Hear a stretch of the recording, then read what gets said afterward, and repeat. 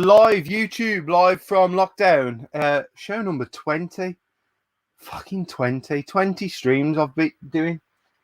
I'd like to tell you how many guests I've had on, but I know it's not a nice even 40, so I'm not even going to try and do that. Last night's stream, man, that last 20-30 minutes, I could have gone on for another couple of hours with Steve and Matt talking about the toys and stuff like that. It was really brilliant. I noticed we got a few in the comments. Obviously, Tootie's here. Jay, Flashback, TNT. Bill in the UK, TGITGC. Metropolis is here. Tootie's here. Owl Planet Retro. Game World Gez. Schmuck Pilot 79, who's a channel I found today. He's a new YouTuber, guys. I will share his any comments he writes a bit later. If you can go over after this stream, give the guy a sub. He's entering into the world of YouTube, and he's got some really nice stuff that I've seen so far in his games room. That we're going on his journey of setting up his games room together, so that's great. I am still looking for guests. I've still got a few people who are saying that they're going to be on. So if you do message me and say you want to be on, I will always acknowledge you and say yes, that you can be on. Just give me a few days, because I literally sort this out on a wing, you know what I mean? Like, you know, I'm never more than a day ahead. So if you want to be on, I can massively sort that out. There's various ways of contacting me, and we do have the Discord. I'm going to be having to refresh this one in about like 20 minutes, because I've fucking made a right balls up and made my screen massive. So I'm having to guide myself around as I do, but I'll sort that out. Don't worry about me. But I'm going to introduce my first guest. Back on the tubes after a time away, and he's already been nominated for YouTuber of the Month. Introduce yourself and say hello. Hello, everyone. Retro Reclaimer. Yeah, I was on about 5 years ago, I think I started, and then I might have done 2 years, but I never put a great deal out. Sort of stopped for 3.5 years, and then Metropolis wouldn't leave me alone until I came back, so I thought I'm going to have to, aren't I? So yeah, I've come back. So So you're one of the very few that hasn't been groomed by Tootie. You're actually groomed by Metropolis, is what you're telling us.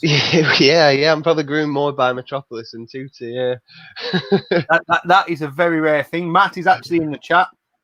Yeah, was buzzing to have Matt on last night. I think he really enjoyed himself. Rob, thank you for putting that link in the comments. If you can click on that link and sub to Shmups Pilot 79, that would be great to support another new YouTuber. But my next guest, I want you all to stop what you're doing in the comments, and I want you to greet this guest with one word and one word only. I want you to all write in the comments, clap, because she works.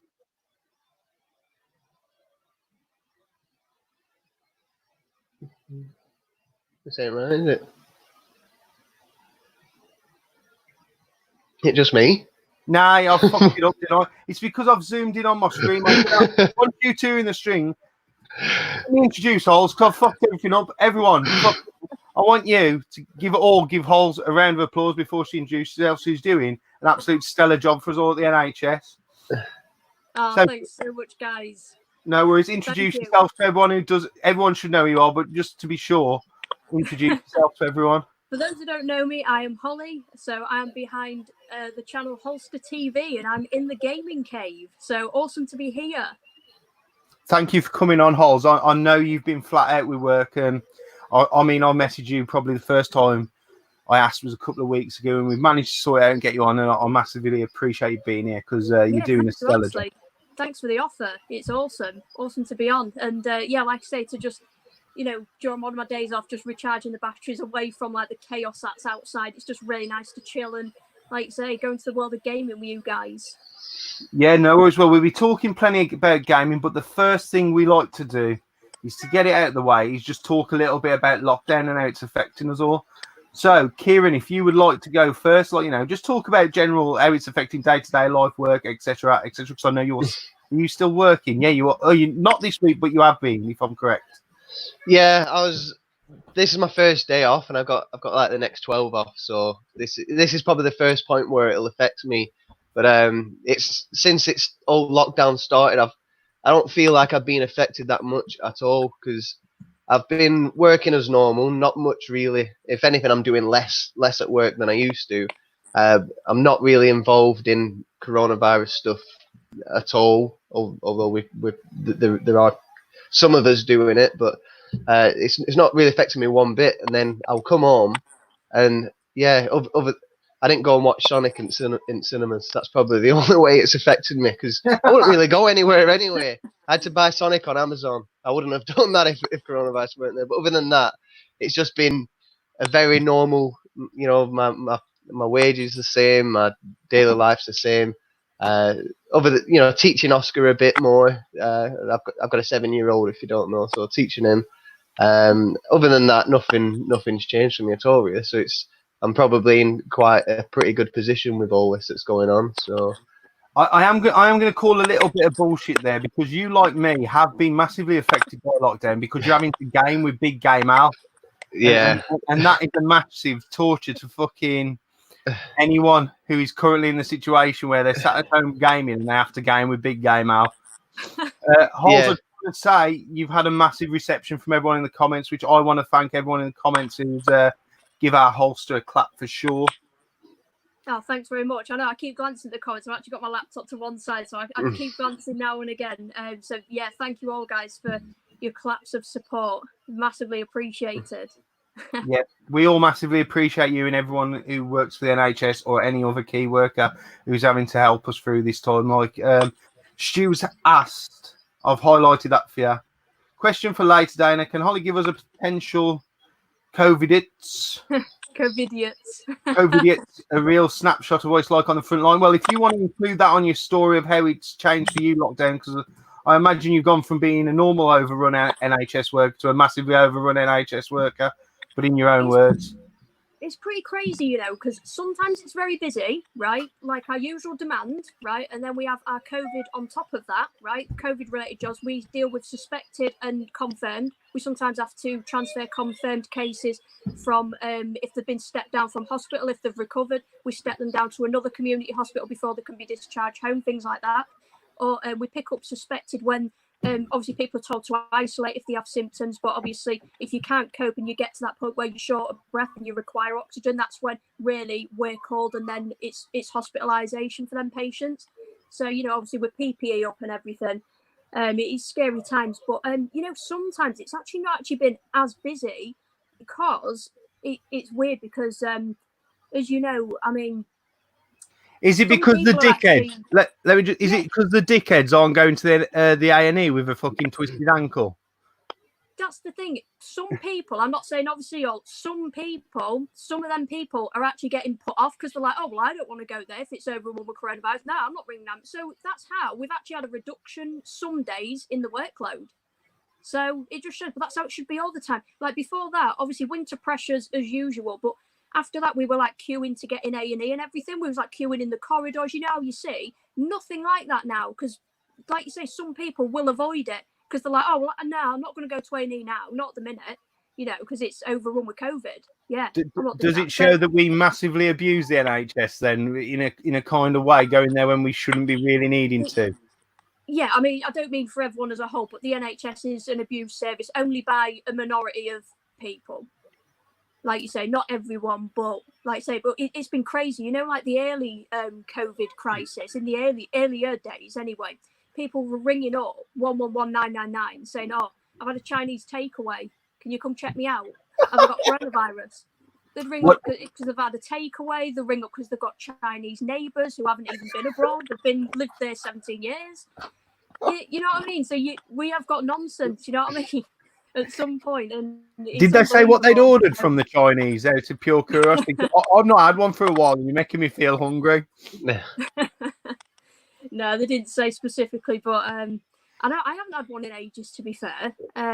Yeah, I've been avoiding the takeaways, to be honest. You know what I mean? Well, my days off, just totally isolating, I am. It's nice, you know, to have the days off, to step away from the front line on my days off. I've been doing a little bit of overtime, but not too much. Because obviously the more overtime you do, the more you're exposing yourself to the potential, you know, environment out there. But yeah, it's really nice. But I can understand, obviously, you know, some people who aren't key workers who have to work from home or just stay at home. You know what I mean? You can understand why people are cracking up. It's enough to make anyone crack up a bit mentally, isn't it? You know, if you're just staying in.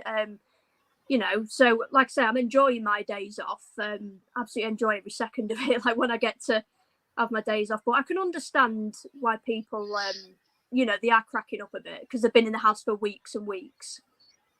Well, I quite enjoy it, man. My struggle is going to be when I have to Yeah. go back to work. I'm thinking, you know, I quite like this idea of gaming all day, streaming on a night, having a few beers. You know, Yeah, exactly. if money was free, I'd be happy to do this the whole time. So I'd love to. my next bit of the question is, what have you been playing during lockdown? We'll go back to Kieran first. Have you? I obviously know a little bit of what you've been playing, but do you want to talk about it? First, I've been having loads of Chinese. I've eaten loads of it. I can't stay away from the takeaway. I just can't do it. You know, here at work and whatever, just constant takeaways all the time. I love it. But yeah, taking a bit of a gamble maybe, I think. But no, I think it's right. What have I been playing? Bloody hell, we're gonna have to start with Fortnite, aren't we? Jesus Christ! I've been trying to play Fortnite. You know, playing with Big Al on your team it's a Like nightmare. It's a handicap playing with Big Al. Funnily enough, though, I have more fun once I've been killed on Fortnite. I've got more fun just watching Al play and hear him talk than playing it myself. Just the worst incredible. thing you can do is play with Al when someone's just uploaded a video, because you know he's watching that and trying to play. And as you say, you'll die, and you can see Al's character just stood there as though he's watching the video or he's typing in the comments. Yeah, crazy, isn't it? But yeah. I mean, yeah, other than that, I've played a bit of Warzone. I started playing that, obviously with a bit more time being stuck in, so I've got into Warzone a bit. So it's always jump from Warzone back to Fortnite to Warzone. It gets a bit tricky. My controls they're very similar, but it gets a bit that difficult. one button in it, the crouch button, is different, and it throws your mind. Well, on PC I can map all the buttons anyway, but it's all the builds and stuff like that really that throw me off, because I start jumping about on Warzone as if I'm going to build a tower, but you just can't do it. And then as well as that, I've been playing a bit of. I've never ever completed like Sonic on the Sega Mega Drive, the original one. I've never ever completed it, and so I've been trying to figure it out, and I just can't do it. I'm no good at retro games. I'm no good at them. I just can't do them. You clearly don't know the story then, right? Because when me and my brother were little, we both had a Master System, and he wouldn't let me play any other game until I'd completed Sonic on the Master System. Because all he used to do, he had more games than me because he was like 13 years older. He'd buy a new game and I'd go, "Can I play that?" He'd go, "Have you completed Sonic yet?" Yeah. And I remember when I completed Sonic, I went, "Can I play that game?" He goes, "No." I think he said something, "Have you collected all the jewels?" I went, "You didn't say that. You said I've just got to complete Sonic. I've completed Sonic." And that was probably one of the first games I ever completed, purely for being bullied by my elder brother. So yeah, you're a retro gamer that's no good at retro games. Pretty much, yeah. I'm better than Al. I'm not that bad. I'm better than Al. But no, I just want to be able to say to Gruss, I want to go to Gruss Newton and say, "I've done it. I've completed you Sonic." Gruss Newton play Sonic. He's rubbish. He's really good at it. He's like supersonic all the way through. I seen it. I was like, "How's he done that?" No, he's got hacks and everything, right? Yeah.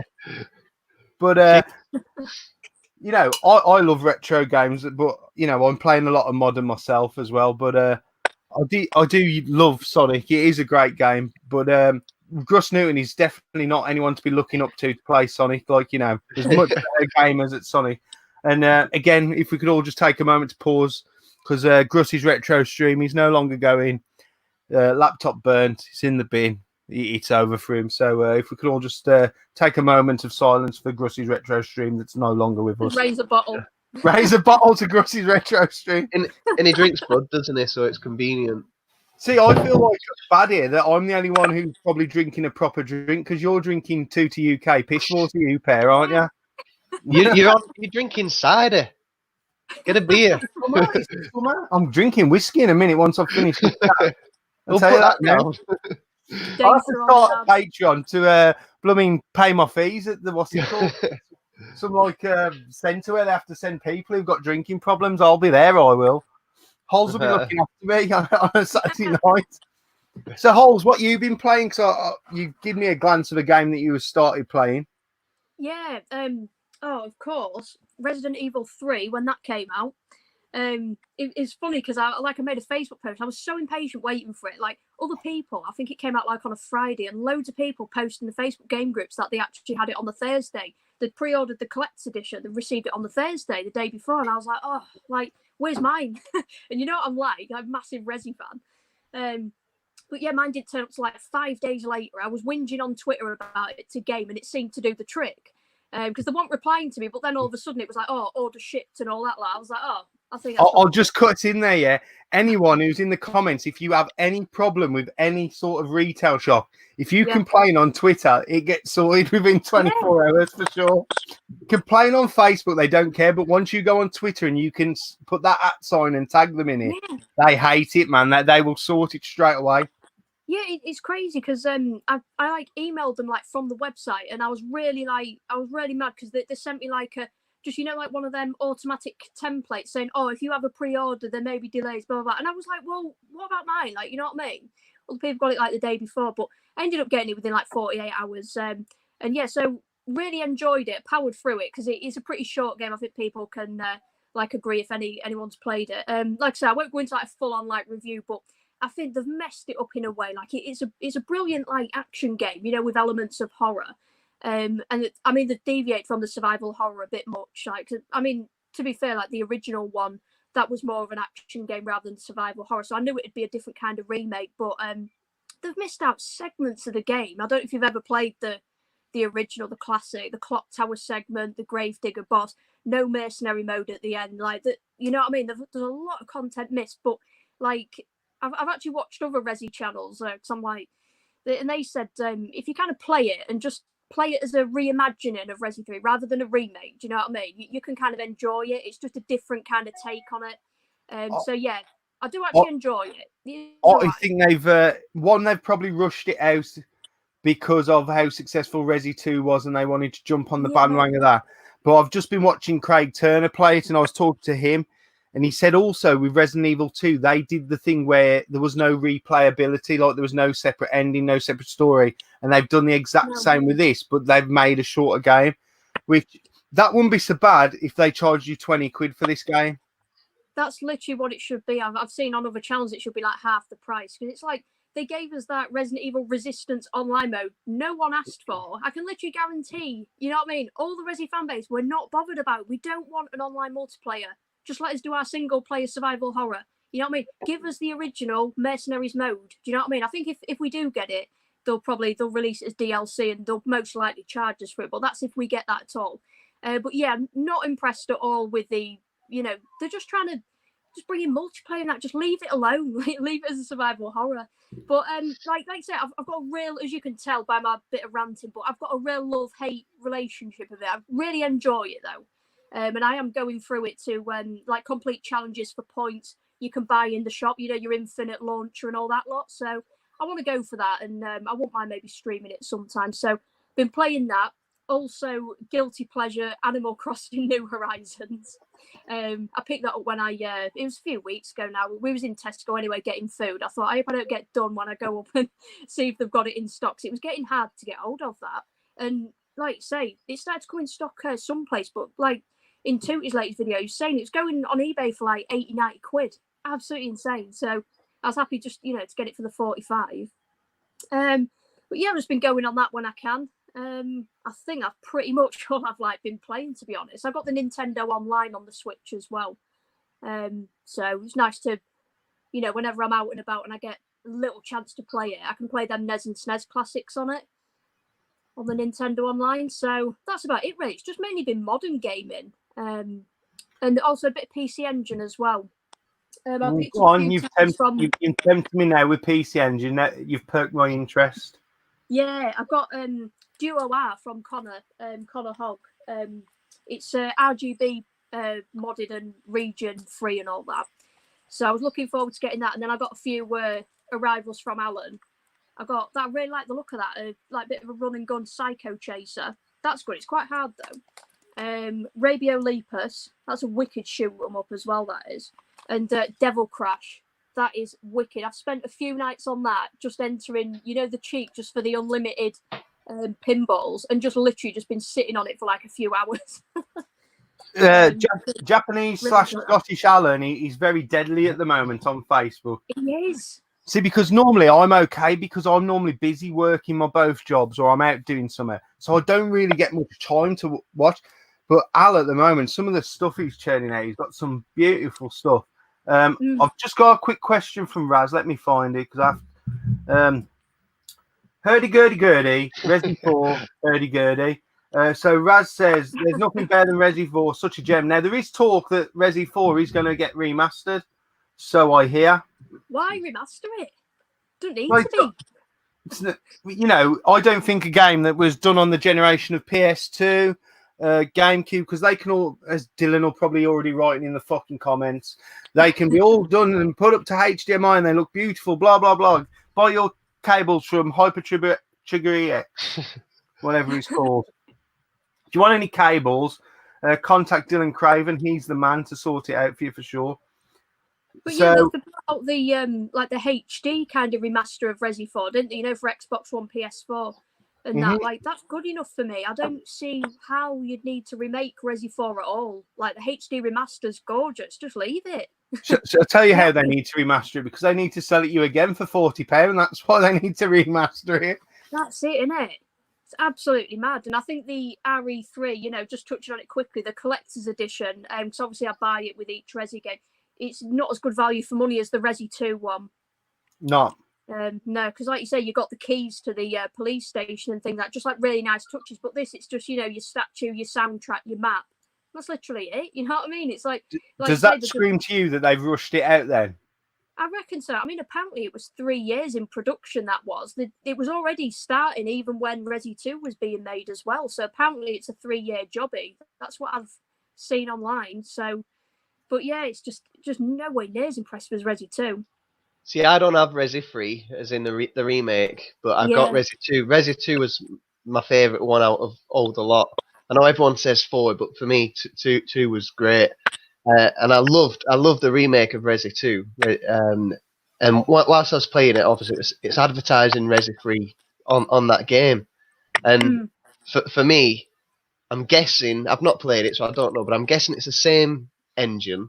It's the same, it's just a new makeover. And literally, it's just a bit more like action, fast-paced sort of thing. And like, there's hardly any puzzles. Like, you don't have to think. You just kind of cruise through the game. They just let you hold your hand throughout it all. Like, when you're introduced to the green heads, there's even like a note saying, "Oh, yeah, take it." It's like, you know what I mean?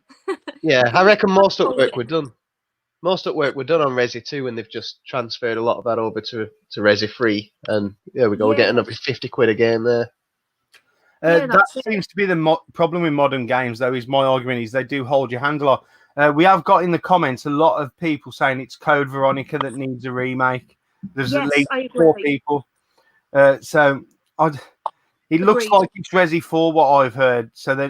But then I suppose you hope if they do 4, they'll do Code Veronica. But it all depends. If someone after this Resi 3, if they're going to put that money into Resi 4 remake that they're going to do, if that performs badly because Resi Evil 3 is a bit of a letdown, then you'll never get that Code Veronica, which is the worrying thing, probably as a Resi fan, I'm guessing. Yeah, it's scary, I know. I think, like I say, I think it just balls it up a bit with Resi 3. Yeah, they did a decent job with Resi 2, but like for me anyway, I'm a massive hardcore old school Resi fan, so I like the fixed camera angles, tank controls. Resi 1 remake, that's how to do it. But I'm going to upset you, Al. I'm going to upset you. I've put Resi 1 into my fucking PlayStation this week on my 24-inch B&O, and it looks like the dog shit. Utter dog shit. I'm not going to lie to you. I was looking forward to playing it because I played Resi Evil games first time round. I was probably a little bit too young to be playing, but I played them first time round, and they terrified me. No, they just tested my eyes to see what it was. I don't know if that's a combination of the game and myself aging badly there or what. I think those shots though, where on the, sort of the older versions of Resident Evil, the difference between that and the newer ones, and certainly the remakes, is you can hear a zombie moving, but until you walk that extra couple of steps, you don't see them, so you've got no idea. So it adds a lot more suspense to it. It makes it a lot more exciting. But yeah, that's what they like to do with survival horror. Like, you can hear it, but it's not on screen, so that they like to leave it to your imagination to think what's behind there. So it's actually your mind that's like kind of putting the fear into you and stuff. So that's what their like aim was and stuff. Planet Retro's got a question for you. What's the plans does she have for your channel with no booters or events on? Well, you've got to catch up because you're about 50. You're still on 2018's Doncaster, aren't you? Thanks for the question, Planet Retro. Yeah, I know my Play Expo Blackpool. Like you said, I didn't want to waste the footage. Like, it was just a shame, and like you say, I was just proper delayed, like as usual. I thought, nah, I'll still put it out. I'll just accept the shit I get for it. Do you know what I mean? But yeah, I have got a bit of footage from the booters. I've got a few left. I don't know if I've got 2 or 3 or something. Also got a game hunt, a couple of like game hunts of a shop called Super Tomato in Cardiff, and I made a couple of pickups each time we went there. So I've also got that footage to edit as well. So I've got the next couple of days off, so I'm hoping to try get a video out then of the live booter footage, because obviously I think they do the best on my channel, sort of thing. So yeah, I've still got a bit left, and I want to, once I've run out of footage, I'd love to do some live streams or just game playthroughs of Resi games, because it's just literally what I love. And if, like I say, if I get any requests for game playthroughs or streams, I'd take them into account. So that's what it's looking like. So if you need any help setting up any streams or anything like that, I've got very limited knowledge. I'm learning on the fly. Even myself, I don't know if you know Lee, you've been gamed. I hate saying this, but he is really good at sorting out streams and stuff like that. If you want me to put you in touch with Lee, he's a good guy. He'll help you out with anything you need to know. I hope he's not watching. So I don't want him hearing me say kind words about him, to be fair. Because I'm just really, I'm a bit of a noob when it comes to live streams. But yeah, you know what? I was really mad at it, and I've had to order another one online. I thought the guy, Paul Haddad, who voiced Leon Kennedy in Resi 2, the original one, he actually passed away recently for illness. And so I thought, it was a bit of a fitting tribute. I was planning it tomorrow night. I thought, I'll put it on my Facebook, whatever, that I'll live stream Resi 2, the original. Then I couldn't find my AV to HDMI converter to connect it to my Elgato, to record it and everything. So I've had to order another online. I'll tell you what, talking about Elgatos, I'm having a nightmare with bloody mine. It will hook up to my minis fine. It will hook up to my Xbox fine and go into my stream, like the Elgato stream thing. My PS4, it doesn't want to know. But yeah, it'll do my Switch, my Xbox, all my mini systems. And obviously, as you say, I've got the AV to HDMI converters, the SCART to HDMI converters, all them fine. But the only one I want to bloody use is my PlayStation 4, and it won't do it. So, but I think they can be very temperamental things. I think Nathan actually said in our chat earlier, they drain your processor, and he did suggest another one, which I believe Game Zone Birdroom had reviewed on his channel, funnily enough. So I might look that up. So I think the Elgato it's very similar to like the Premier League title. The Elgato wants to stay away from shit consoles, as a Premier League title wants to stay away from shit football teams. And it was nice having fucking Retro Reclaimer on the stream. If we could all say thank you for being with us. To point out to everyone, Kieran is the only Blackburn Rover fan that I've ever met. And by default, that makes him the only person currently on this stream to know anything about a team winning a Premiership title that they paid for with good money back in the 90s. I mean, if West Brom, I'll put this out there now, if West Brom ever won the Premiership in my lifetime, no matter whether I'm flipping 37 or 97, I will shave every inch of hair off my body. I am that confident they will never do it. And unfortunately, it looks like Liverpool fans are going to have to say the same this season as well. Yeah, I know. Just not to be. Two to you, Gage just kicked a can of beer over at that comment, He smashed his screen. He's not in the stream anymore. That's what you get for grooming my wife. So anyway, we'll move on a bit away from Resi. We'll get back to your collection of Resi a bit later, Holes. Yeah, sure. What we'll do now is I like to talk about like your gaming history. What we'll do with the questions, like, Kieran will go first, then you go next, Holes. So Kieran, if you want to tell us your journey into gaming, your first experience, and where you got to where you are now. The very first, I'm like I've realised through all this YouTube and speaking to different people, and I think I'm quite young compared to most people without offending anyone, Tutti. There's a big sort of there's a bit of an age gap there. So when I grew up, and the very first console I played was the NES, and even then it had been out for a few years. But it was like a family console. It was away in a cupboard somewhere, and my parents sort of got it out for us to play every now and then. And the only 3 games I can remember was Super Mario and Duck Hunt. Everyone had those, and Double Dragon as well. And I really enjoyed those games. But I didn't really get a say in when that console was coming out, so it weren't often. After that, we got a Sega Saturn. That was the next console we had. We had Clockwork Knights, one of the FIFA games, and Tomb Raider. So obviously Tomb Raider, definitely, there was a start there trying to, all just different puzzles and solving different parts of the game itself. When to take your med pack, stuff like that. There's a bit more thought into it. And even though I'm like 6 years old at the time or something, it's you're sort of learning with the game as such. And I'd say from that point I sort of realised that I was into this a bit more than your average person. We then I got a SNES for one Christmas. Obviously, with the Saturn already being out, the SNES is an old console, but that was like my console, and that's where it really became all right. So I've got 4 other siblings, so there's 5 of us running around the house, and this was my console, so I was sort of a bit attached to it. I had a game called Adam's Family. I had Killer Instincts, Super Mario Kart, and a few others. Which Adams Family game did you have? Because on my SNES I had Pugsley's something, and I really enjoyed that game. I've tried looking. I don't know what it is. I've looked on CEX because I'm creating like a bit of a list of what I want to get, and I don't know what it was called exactly. It's obviously I'm going back a while, and I was only young, but I remember it was a little guy, and he had one of those hats on his head with propeller. Yeah, wouldn't be put. Yeah. What's it called? I've got that one. I think I've got it in my collection. I'm not going to look now because I'll be here all night. But I'll find that and I'll put it in our group because that was one of the first SNES games I had. I'm sure it's called Pugsley. Someone will write it in the comments if they do. Yeah. I'll put it up. Yeah, definitely let me know because Griffiths just said just Adam's Family. I think it was. I'm sure it was just called Adam's Family, but I played that to death so much.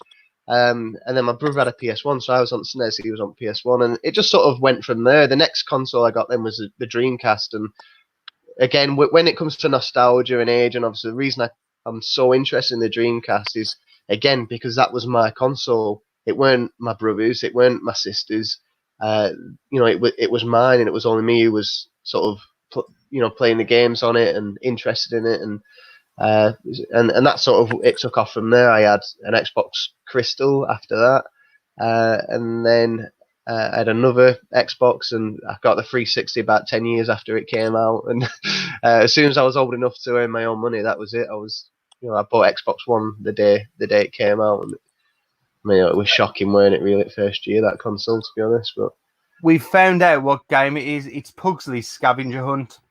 Pugsley Scavenger Hunt. Sound like it. I picked that up a while ago. Yeah, so is it not called Adam's Family then? I think it's like a subtitle because Pugsley obviously is in the Adams Family. But I believe it's like it's more. You might need to search Pugsley's Scavenger Hunt on CX. So I'm imagining. I think there was an original Adams Family, and there was an Adams Family Values as well on the SNES. So to search this title, I reckon you've got to put it in Scavenger Hunt. And I'm thinking, I want to throw it out there. Pugsley's Scavenger Hunt is based on the Adams Family cartoon, not the film series. If I'm correct. Right. When I played it, I did think to myself, this ain't the film. This don't have that fat bald guy who gets blown up and he's just like, yay, I'm okay. And Uncle Fester. yeah, yeah, Fester, that's the one. But yeah, I did think it's nothing to do with the film. But yeah, I don't know. I just really enjoyed it. 2D platformer, isn't it? But I just really enjoyed it. And you got big into PC gaming, haven't you? That's kind of where Yeah. That's sort of recent, so it got to, and this is recent. So obviously, I did all the YouTube thing, and that's where all this retro gaming collecting came from.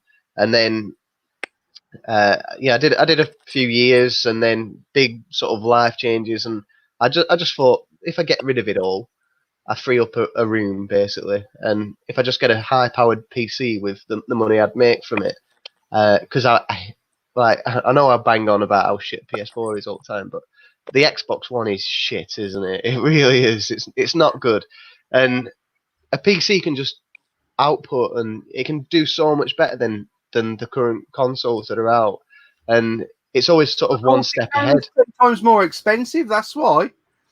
Yeah, with the well, Xbox it's more One. expensive. I wouldn't want to beat a Ferrari, would I? Yeah, I guess I don't know. I don't know. It would just a change. Like I always enjoyed PC gaming from back in the day. So you'll know from I've been saying I want to get an old PC, but Age of Empires, the Sims, like the classic Sims, not this. Fuck it, Sims 4. I bought that the other day. Sims 4. You wait 3 days for it to download and install, and then you go on, and the first thing you hit with is a start menu, and then all these little bubbles, and you hover over these bubbles, and it's all add-on packs, and it's like, there's loads, isn't there? yeah, There's ridiculous. so Like, many. and it was so overpriced. It's so overpriced. But yeah, I used to quite enjoy it. There was a game called Wizards and Warriors. Al might know because I know he likes his PC games. But yeah, Wizards and Warriors used to make your own person. You'd take them out and you'd go and do all this sort of combat magic-y stuff. And then if they died, that's it. They're gone. So you got to build a new character. And I don't know. There was a lot of games that interested me on PC, and I just thought if I sell all my collection, I'll free up some space, free up a room. Then once a room's free up, I've just got this PC which can emulate a lot of the games anyway.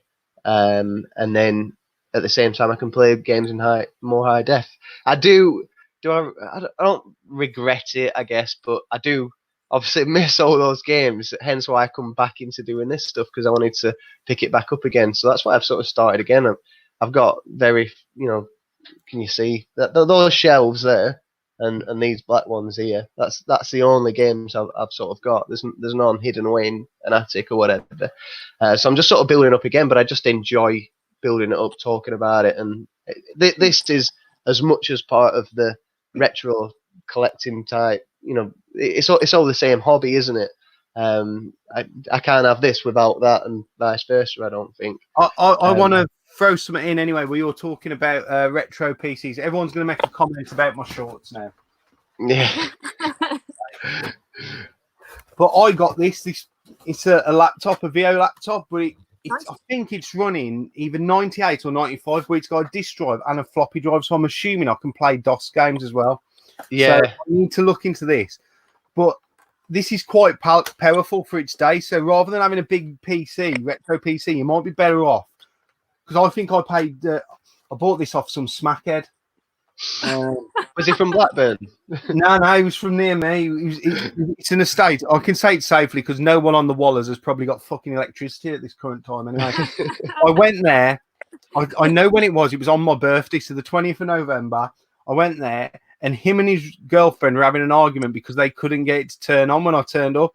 So I'm stood in the middle of this house watching him trying to get this on.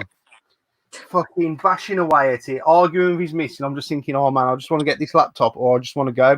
And in the end, I think I paid either 10 or 15 quid for it. I paid half price because he couldn't get it to turn on. But he could get it to turn on, but it wouldn't boot. And I just thought, you know what?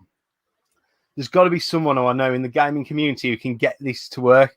So I come back. I was talking to Stu in our WhatsApp group, and I think I had to press something like Windows. I had to type in Windows and press Enter or something, and it booted up. But I was like.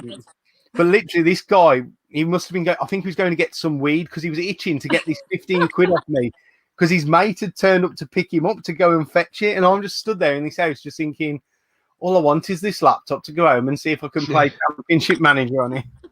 Just have a push of 15, Dana. Nice. I did. I said to him, I said, look, mate, it's not working. I can't give you the full 30 quid. And I think it was his mate, because his mate was like, fucking, you know how they am, them itching to go. Like, he was going, look, mate, you want this laptop? And he goes to his mate, he goes, you want to sell it? And I think he said, would you pay a tenner for it to me or something, or 15 quid? And I went, yeah. And he goes, just take the money off him and we'll go. And that was it then. I stood it and he was gone. But I put myself in some, like, I even know when I was going to this house, I was thinking, fuck me, it's on the Waller's estate, man. Like the Ferrari pit teamer from the Wallers, because I can get the fucking wheels off your tyres, the wheels off your car quicker than fucking anyone down there. It's a right rough hole. Like, you know, if you was riding your bike, you wouldn't fucking put your arm out to turn because I'd have your watch off your wrist round there. And I still went anyway. It's mad, isn't it? The danger we put ourselves in for some pickups. Oh, I love it. I absolutely love it. There's nothing better than you.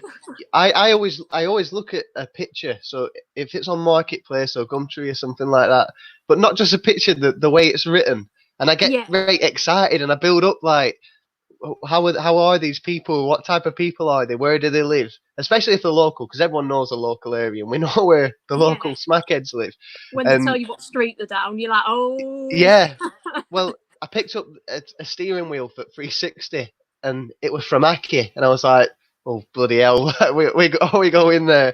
And straight away I knew this ain't going to be the way it was written and, you know, everything, you know, the way the description is. I could just sort of tell the images in the background, and so I goes to pick it up, and I'm like, let's not expect anything here. It was only 15 quid, I think. And then when I got there, I knocks on the door. It's down an old cobbled path on like a half a back alley.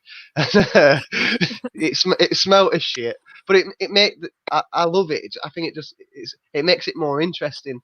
So I knock on the door. You know, it takes a while to get to the door, but as he opens it, all curtains are shut. It's like 12 o'clock in you know, midday, and all curtains are shut. Yeah, and I knocked on the door and he opens it. I'm not joking. I was like, bloody hell! I nearly fell to my feet. It smelled of weed so strong, so strong. It nearly knocked me out. And when he brought the steering wheel, and it looked like it was covered in like resin. It was all like, you know, yellow and. But I took it all apart, scrubbed in the bath. I think there were like cubes all over the place. Oh, it was nasty, but it was scrubbed clean, and it's come up pretty well actually. But yeah, I was like, Jesus Christ, I have to remember that name and not go back there again. But, glad you survived. It's funny. I remember doing a background check on someone a while ago. It's like for just a little bundle of PS1 games. I showed it in my last pickups video, and you click on the bio and it says stuff like, "Anyone mess with my family, I'll fucking kill you," and all. I'm like, oh god, fuck me. And they've got like a bulldog and like mum and I was just about to say, if they've got a picture of a bulldog or a staffy, you know you're going into trouble, don't you? It's not even the writing of the graffiti on the wall outside. It's not even live, laugh, love. It's like fucking drugs, sex, booze and stuff, in it. I just want to say we've reached the peak for this stream. I've now had 50 viewers and I've currently got 50 viewers. So I want to say thank you to all. And I also now need to cover about, these are not shell suit shorts, right? They're just shorts. They're by Six Silk. I know this is a brand that Holly will recognise. Six Silk. You know. Yeah, I wear Six Silk, brother. Yeah, see, I knew Hols comes on. She knows the sort of clothes I wear. But these, I'll tell the truth, right? These were bought for holiday this year, and I'm not going to fucking end up going, so I'm going to have to wear them. So I'll wear them on this stream. I don't care. I've got a holiday booked this year. It's in June. Guess where it is? Italy? Venice. I don't think I'm going. I'm going to confess something now here, really stupid, right? One of my mates, he doesn't watch, Warren. He came back from Italy just after they'd started having their pandemic. Oh. And he went to the part where there wasn't the pandemic, if you know what I mean. But he was still told he probably should isolate. So he isolated for like what he told to. But then I saw him, and my own instinct set in, because when I see any of my mates, I'll shake the hand, and he shook mine, and I was thinking, oh fuck. But that was about 6 weeks ago, and I'm still here. So obviously you didn't have it. So you're all like right. Batman when If you didn't cough on your ponytail, you'll be all right. On your Hey. ponytail, mate. Hey, I do the jokes around here. You're the guests. You take my shit. You don't give me. Anyway, I did think about shaving all this part and just leaving like this centre patch in there to like Go match for you a number bit. But one all round. yeah, You know what? I don't even know how I ended up with this hairstyle, because I had that perm and I used to shave it there, and I got bored of the perm, so I went back, because everyone thought that perm was my natural hair, and then I went back straight, which is my natural, and I just thought, you know what? I don't like being hot, and I think I went back to my hair being straight in the summer. I just said to my missus, just fucking bick the lot, and it's just ever since. But you know, I've never been normal, so I might as well not try and start being now. So at least, other than Dahl, Retro Godfather is watching, who thought I was bearded man-child. Everyone else recognises who I am quite easily. I'm only joking, Dahl. Come on the show. It's not a show, Eva. Don't call it a show other than me. So, Hols, can we get your game history, please? Right, gaming history. So when I think back to my first ever console, it wasn't even like some sweet story like, oh, my mum took me to the shop and I was holding out and I said, I want this one. It's not like that. It's a bit rough, actually. It's a bit funny. So there was this like chavvy guy, sound guys, who lived just opposite us down the road, and Holster's council estate story. Not quite, I don't know what a council estate anyway. But yeah, he was called Ginger. That was what he was known by. And he'd come over and sell... he ended up selling us a Saturn and some games and stuff, because he just wanted money for booze. So that's how I got hold of my first console, Sega Saturn. I literally only had a few games for it as well. I've mentioned this in some of my videos. I had something like, it was like Sega Worldwide Soccer, I think it was 97 and 98 I had Alien Trilogy. I was obsessed with that. I thought I was absolutely wicked. Still holds up to this day. Love that.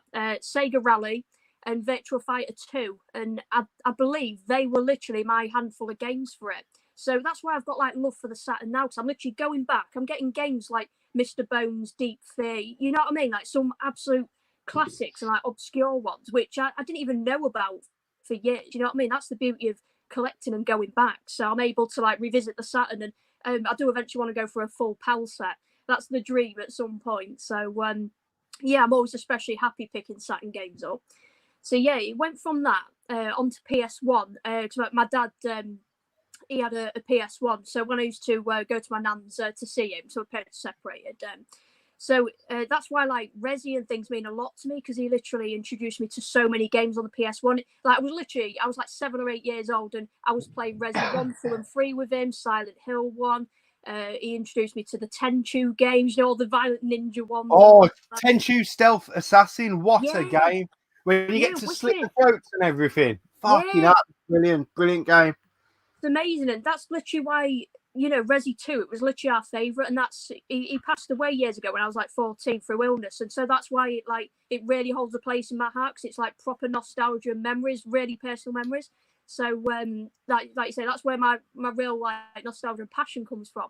And obviously, I had all the kiddie games as you do. Like Disney's Tarzan was my favourite kids game for PS1.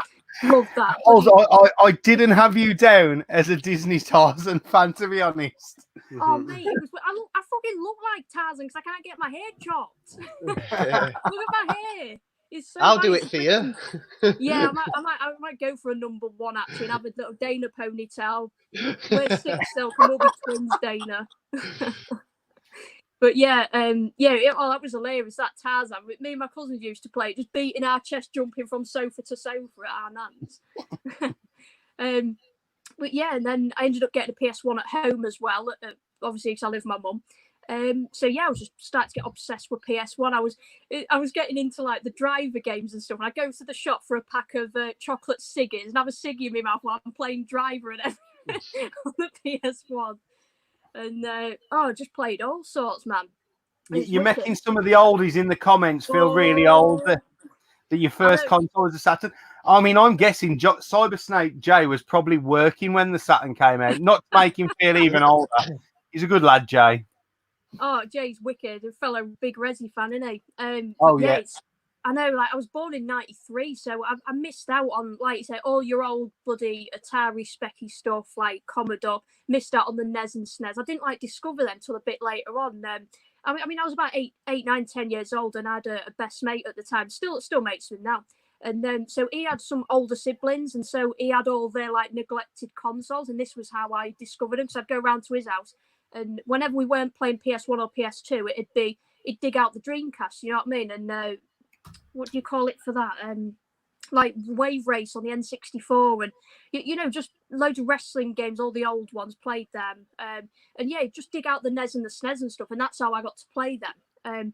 And then obviously after PS1, I moved on to PS2, and I've got a proper like deep story about that. Right, it proper stems down to like in my story about confidence. It's really saddening, right? So what it was, my mum had bought me for my birthday. So my birthday's in June.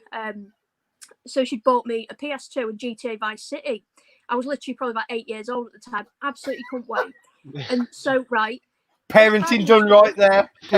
Oh, she's wicked. She just didn't care what I played because she knew that I wasn't going to be a little shit. Like I was all right, you know what I mean? Sweet little holster. So yeah, at primary school, there was this competition, right? It was called a hat parade. So you had to make a hat, wear it in assembly, and you know, there was a winner, and you won chocolate or whatever. So she had her heart set on making this wedding hat. She was like, "Oh, I'll make you this wedding hat to wear." It's like, so she just made it like all really nice, wedding flowery stuff, all little sewing bits on, shit like that. She stayed up some late nights doing that. So the day came when I had to wear the hat in assembly. I thought I just froze in front of everyone. I had no confidence, literally full on assembly of a primary school. And then there was like this fucking catwalk down the middle. I thought, I ain't walking down that. And so, yeah, the head teacher, he wore it himself instead. You know what I mean? He was like, "Oh, if you're too scared, I'll wear it." And, people were laughing and whatever. And then I didn't end up winning the competition. I came home. My mum said, "Oh, did you win?" I said, "No." And she was like, "Oh," she was like, "I can't believe it. I put a lot of thought into that, whatever." And so anyway, that brushed that under the rug until the Sunday. It was at my nana's, and my cousin, not technically my cousin, but my uncle's wife's daughter, she was there, and she went to the same primary school. She dropped me in the shit. There was like, "Oh yeah, there was that hat competition," and then she was like, "Oh, Holly, why didn't you wear the hat?" And then my mum looked at me. And I was like, shit. So when we got home, "Why didn't you wear it?" And I can't believe it. I put on all this work. And right, you're not having your PlayStation. Oh. So she actually confiscated my brand new PS2 and GTA Vice City. And it was literally for about 2 or 3 months. And I didn't get it until halfway through the summer holidays. I'm gutted. That honestly sticks with me to this day. It's like, if only I'd have had the confidence, but that was where my lack of confidence story. It's like, oh God. And like you say, it was all because I was shit scared of wearing that hat. So then, yeah, I wasn't allowed to have my PlayStation. So I had to wait a few months for that. So it's a really dark story of how I obtained my PS2. It still haunts me to this day. Oh, that's not dark for anyone other than you, Holes. We all found that massively hilarious, to be fair. And what I want to know is somewhere there's a photo of you wearing that hat. It needs to feature on your channel. I bet your mom's got a picture somewhere of you wearing that hat. You might well have some in the archives. I'll have to tell her. I'll have to see if we've got it. I'll have to bring it up. It's a bit of a taboo subject. Oh yeah, that hat I spent fucking ages making. That hat that you didn't wear at assembly. Yeah. Oh, what a story. And yeah, like I say, I went on to PS3. It got the yellow lights of death on me after a while. Went to Xbox 360, went to Xbox One, and then I have PS4 as well. So I'm literally more of an Xbox gamer. It's my main console, but I have PS4 for exclusives. And yeah, like I say, I just get both now. And I'm currently just on the quest to own everything. I just collect a bloody bit of everything. But I'm loving my Jap stuff at the minute.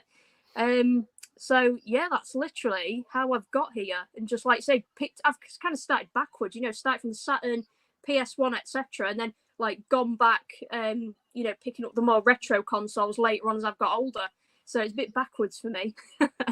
You mentioned something there, and I think Kieran will obviously agree with me on this. I think this is the first generation where everyone owns everything. I've got a Switch, Yeah. I've got a PS4, and I've got an Xbox One. But I also don't feel like I'm in the minority. Now, if you go back to the 1990s, it was fucking console wars. You was either Sega or you was Nintendo. You weren't sharing sides. Whereas now, it's almost become. I don't even think it's like it's because everyone accepts they're gamers and they want to play every game from every library going, sort of thing. Exactly. But I don't know. It almost becomes accessible. I mean, I always joke.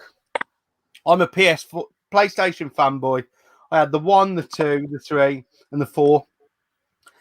I've only recently gone back to then buying an Xbox 360 recently. I've bought, I'll tell the truth, finally bought the Xbox One because it was 70 quid with some games. Again, that was another dodgy deal. There's an estate in Wolverhampton called the Scotlands in Wolverhampton. So if anyone knows, they know it's a rough hole. My dad always tells stories of him working on that estate in the 80s, saying it was a rough hole. I turned up to buy this, like I do deals over Spock, and I'm pretty sure, like it was like a gangster name and it was like a picture of a gangster on the fucking on the Spock account. So I think I'm turning up to buy this game off some rude boy or something. I knocked the door and some like 13-year-old little girl like answers. I went, "Oh, I've come to buy your dad's Xbox. That's mine." I went, "Oh, okay. Have you got it?" And then yeah, we've packed. Like they. To be fair, right, they're clearly in a household where the parents were absent and they were just fucking running the roost. But they said they should come in. I've got it set up in the kitchen for you, and they got it set up. They showed me working. They packed it away, and I said, "So you sure you're selling this for £70?" They went, "Yeah." So I gave them £70. And it was the most uncomfortable. I felt like, you know, surely some parents should have been fucking supervising this deal. But then I thought, fuck it, I've got a fucking PlayStation, fucking an Xbox One for 70 quid. I think he had Back to the Future and another game. I don't know if it was Mortal Kombat or something like that. But I bought that. But yeah, like it was really weird. But this current gen, it does seem where it's acceptable for everyone to own everything. And as someone who grew up in the 90s when you were either Sega or Nintendo, it's real foreign to me. I know you youngsters don't understand who are on the street. Yeah, I was going to say all I can do is watch YouTube videos on it like I have done. But yeah, God, to live in that era. Yeah, but yeah, it's mad. Like you say, no one wants to miss out nowadays. It's all about them exclusive game, isn't it? Like I couldn't imagine not playing, you know, the Uncharted, Last of Us and all that. So I think, you know what? I'll get PS4 as well, you know. I was just thinking that I once sold my 360 for a PlayStation just so I could play Uncharted, and there were no other game I was interested, but simply Uncharted, and that's all. That's all. But I've always stayed with Xbox because I love Halo, minus Halo 5. I love them all apart from that one. But when I think back now with Sega and Nintendo, I was born in '92, so I was born a year before you, and when I think back of like Sega and Nintendo, you've got Mario and Sonic. Like they're way bigger than like Halo and Exactly, Drake. yeah. And how could you not have both of them? How could you only pick one? I think it's a bit stupid. I don't know, but it's but obviously we've grown up slightly different with the fact that we do have. I mean, the only console I don't have is a PS4. I did have one, but I got rid of it. But I've got, you know, I do have PC, Xbox, Switch because I want to play all these different games across all consoles, and it's sort of nice to go from one console to another as well. It's nice to have them there. Nice change, yeah. I mean, I found that because, like, as I've said several times in the stream, I'm a massive driving fan, and I never played a Forza game until I played. Let me get Forza 6 Motorsport, and I'm a massive actual drive.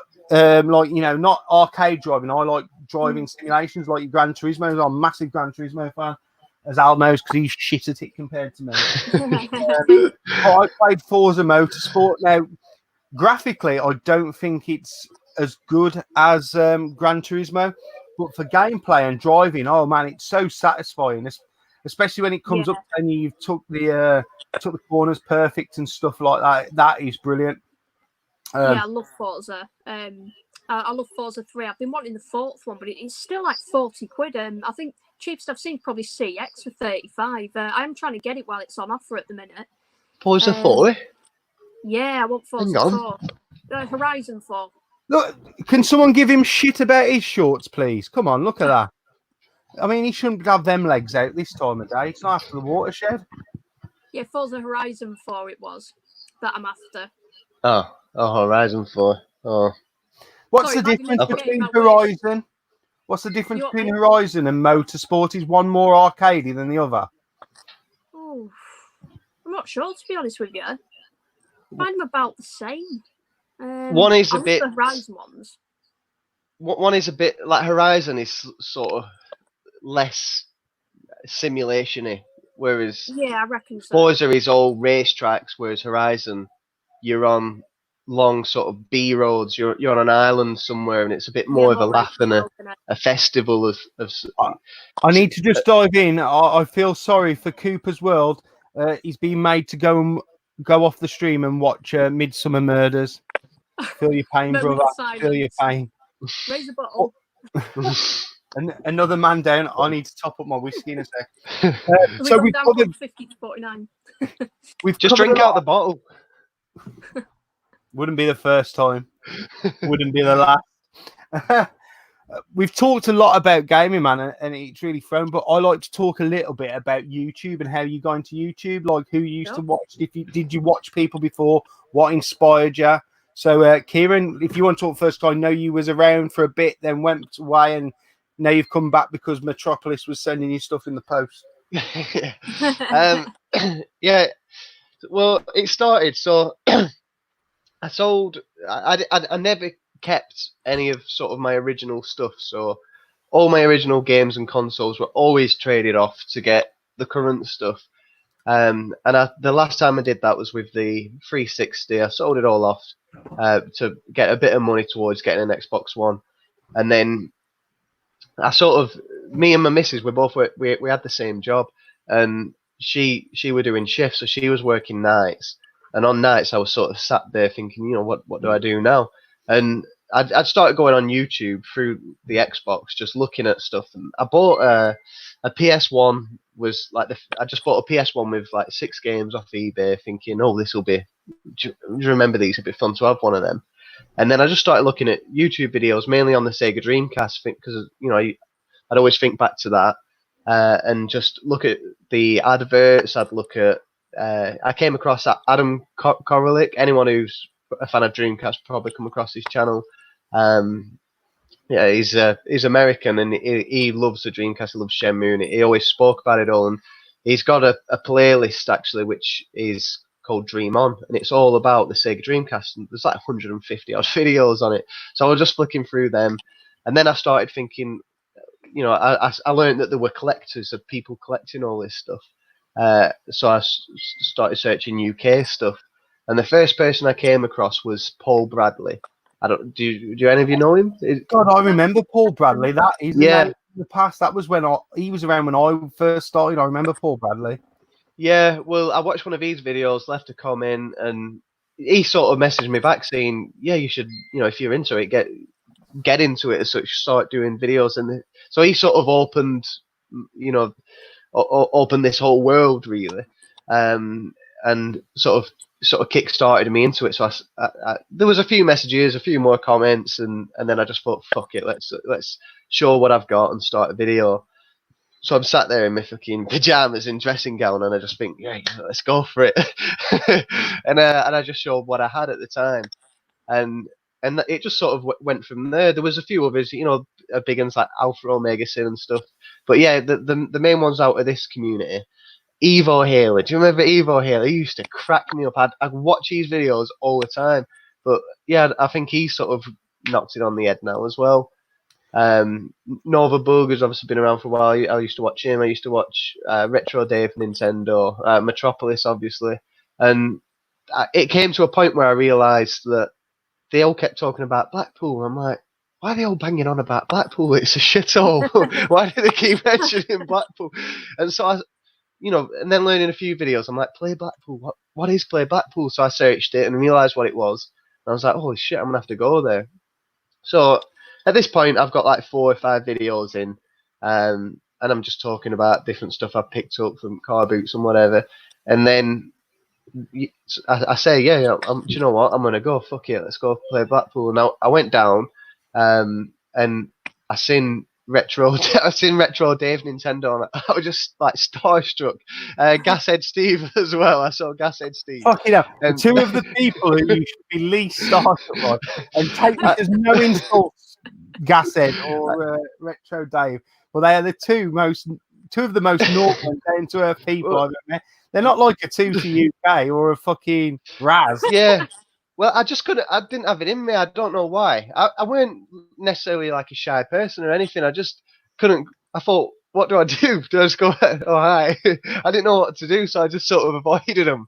And then Jay Cybersnake as well. Obviously, I was watching his videos, and at one point I was at the bar. So play Blackpool Boys on your right as you go in, and I bought a beer, and I turned round, and I noticed him straight away because he had a cap on. And I was like, fucking hell, he's right in front of me. I couldn't say nothing.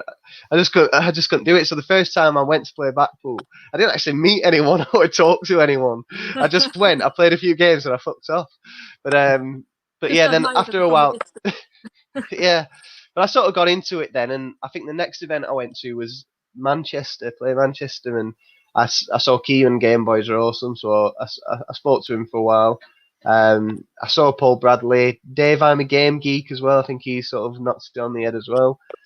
So I sort of met a few people then, and then I carried on. But I must have put a video out every 3 to 4 months. I didn't have the time back then. I didn't have the time as much as I did now. And then yeah, there was another play event I went to, and that's sort of where I met quite a few. A few of us all went for a meal. Adam, Shock 16, Kieran, Game Boys are awesome. His mate Peter Dickinson. There were a few of us, and we all went and had a meal, and it was loads of fun. It really was. But I was in military back then, so it was like I was quite busy. But I sort of, when I knocked that on the head, because I don't do that anymore, I moved where I was living, and a lot of things changed, and that's sort of where that weren't a sort of a reason why I stopped doing all this, but from doing all that, there were just a lot more to think about, and so it just put this on a back burner. So I weren't even really watching videos or anything. I just sort of stopped the hobby altogether, and then yeah, a few years later is when I sort of picked it up after Matt was like harassing me. So yeah, this is where I am now.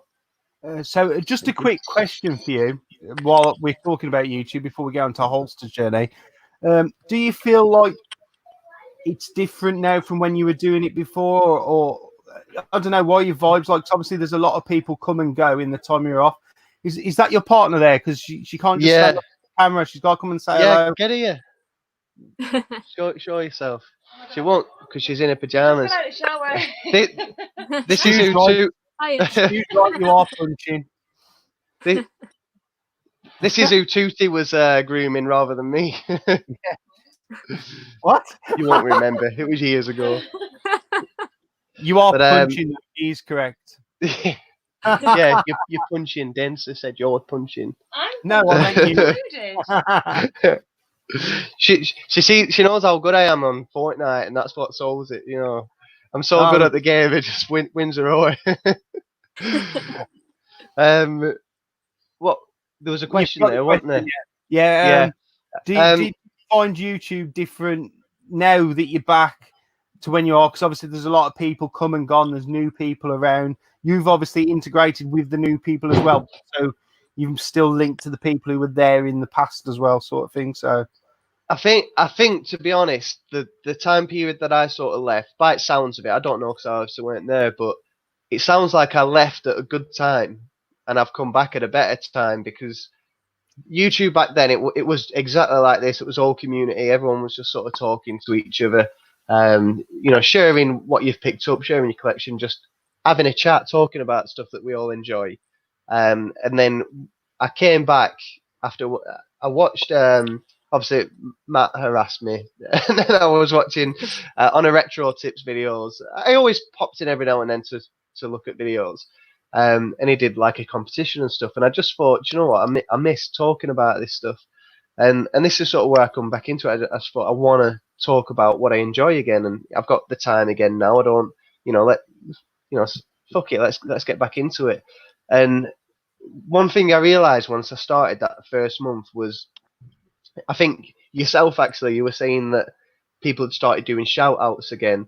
Other people, have been saying VRs are happening again, but when they happened back then, I think I had like 2 VRs to Monkey Spaz 5000 back then, and it sounds like the time I've gone away, it's sort of a lot of stuff maybe died down a bit for some reason, or it changed. Whereas for me, I don't see any difference from back then to now. I don't know. Maybe it's me. Maybe it's me. I don't know.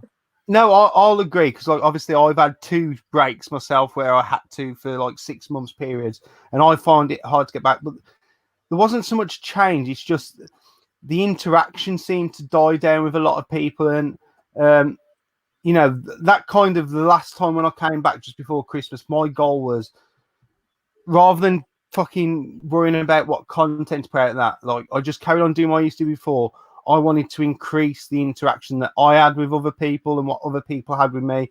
And that was the main thing I wanted to get more involved with YouTube. Even before this, I mean, this is completely fell into my lap by accident. And I'm lucky that this stream's doing so well because I never planned it. It's all organic.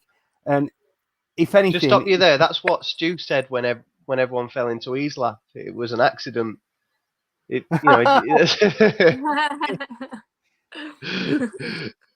But like I think you're right. I think it went through a little bit of a lull, and maybe the good times are back while we're in the. Hopefully, this carries on for the distant future.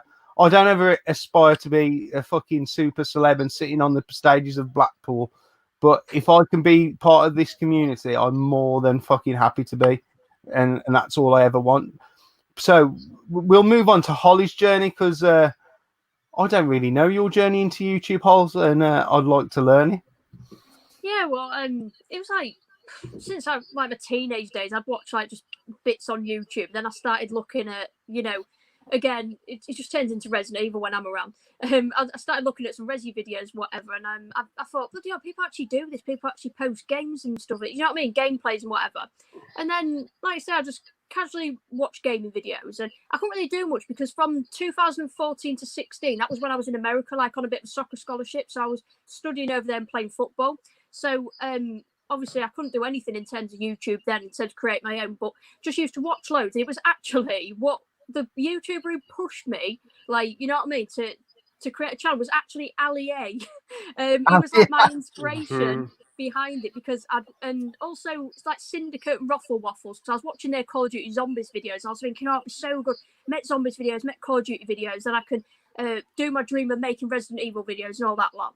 And so yeah, it was pretty much like if you like look at my don't look at my early videos, but I'm like more gobby on them. I do kind of resemble a bit of a female Ali, and it's not because of me being fake. It was because I was new to YouTube, and don't get me wrong, I still kind of approach my videos with natural hype and energy now, but it's like back then I was proper like all hyped, like, oh, I'm on YouTube, like, you know what I mean? So I was acting all bloody gobby and everything, like a bit of a female Ali. I feel that shows in a bit of it. But yeah, it's just funny. I don't really watch him as much now because he ditched Call of Duty for Fortnite. But yeah, that's it, really. And then, like I say, I started to look into making my own content. So, like, I literally started out just doing gameplay. So I started like with Resi, Call of Duty, and things, and then the car boots started up. And then I thought, you know what? I wonder if other people pick up game stuff at car boots. And Kieran Game Boys Are Awesome was the first person I found. I couldn't believe it was actually a thing. I was thinking, no way, people record themselves at car boot, like, because I thought I wanted to do it myself, and I thought, no, that's a daft idea. No one's going to watch that. Like, who would be interested? Do you know what I mean? Then it's literally from his channel. I just literally found the community. I found like obviously Kevin Wolford, found Tootie, found you through Tootie, Dana. Obviously, I know you fairly recently, Retro Reclaimer. Like I say, you just get to know like everyone, you know, through each YouTuber and everything. So that's basically how I just discovered people. And that's how is it like my channel like evolved from gameplay to then obviously recording like I say the car boots, then showing my pickups videos. Like I say, when I first thought of that idea, I didn't think anyone would be interested in what I'm picking up, but then I found there is actually a community. Do you know what I mean? And the community's literally been so welcoming. So honestly, I thank everyone for that. Do you want to know what it is, right? I think this is my theory on all the flea market videos, all the car boot videos and all that. We're all nosy bastards and we want to know what you got and what you paid for Yeah. I think it might be, because I know there's a few Americans who do it. I mean, Pat the Nez Punk, the only thing I watch of his is his flea market madness, which I find entertaining. But it's massively a British thing to do, filming around the boot sale. And I think it's a massive thing to be British and be a nosy fucker and know what everyone else is up to. Yeah. A little bit of a side question for you, because you're the first proper like, I know we had Lewis and Jess on the other day, but they're not gamers. Their partners are gamers. How do you experience it being a female gamer and a female YouTuber? Because, you know, without saying bad, I think you're represented badly, other than yourself and a couple of others. Yeah. That's how I agree. Because, like you say, I think people like myself, like, I think we're a bit like overshadowed, like, by obviously other ones who are a bit more revealing on the videos and thumbnails and all that. Like, you know what I mean? The Twitch, like, you know, I mean, it's a different thing anyway, but like the Twitch streamer girls, they know exactly what to do, what angles to do, what to wear. You know what I mean? And you know what I mean? It's not a part of my channel. My channel's gaming. It's not trying to expose myself for them views, for them subs. You know what I mean? Like I say, I think we are portrayed pretty badly, and it's them kind of YouTubers who, you know, expose themselves in that way to make it revealing, make the thumbnails interesting to draw people in. Whereas I'd just rather do a gaming thumbnail. You know what I mean? Mine's all about gaming. But like I say, I think we're like some female gamers who are like dedicated to the game. I think we're quite overshadowed by the, you know what I mean, like the typical kind of Twitch streaming girls and all that lot. Like, I roll my eyes every time I see it. Do you know what I mean? Like the daft thumbnails and stuff. I think just keep it gaming. Do you know what I mean? But unfortunately, it just kind of works. But I think, to be fair, they attract the wrong audience anyway. They wouldn't fit in this community because they're hiding with gaming, not fully anyway. So I think, like I say, I'd rather be overshadowed by them people and be in this community rather than try and just be big and all. Do you know what I mean? I was just about to say that exact point. I think what you may losing creepy viewers and comments in your fucking in your things, you've gained by you're certainly one of the few female gamers that I know that is not accepted, because accepted is the wrong word, but integrated really well. You know, me and you were playing Golden Axe, I think, at Bury last year, having a good laugh and stuff like that. You know, and you integrate and you're part of the community. Whereas, as you say, because these people put on a persona to get these many hits, these many views, they then wouldn't be able to slide into the community and fit in and be part exactly the way I am. And I think that's a detriment to you. And I think it's brilliant the way you do your channel and are true to yourself, for sure. Yeah, thanks, man. Yeah, like you say, I think that's, you know, them kinds of people, it's the wrong way to do it. Do you know what I mean? Because their heart ain't fully in the game, and so they would struggle to come into this community. Yeah, definite. But just stick doing what you're doing, Oz, because you're doing a great job. And I know there's you know, you've not got the dodgy. Well, I hope you don't get the dodgy comments that I imagine they get. And you're respected as a gamer and a YouTuber by everyone who's here and in the comments. And I'm imagining all your subscriber base as well.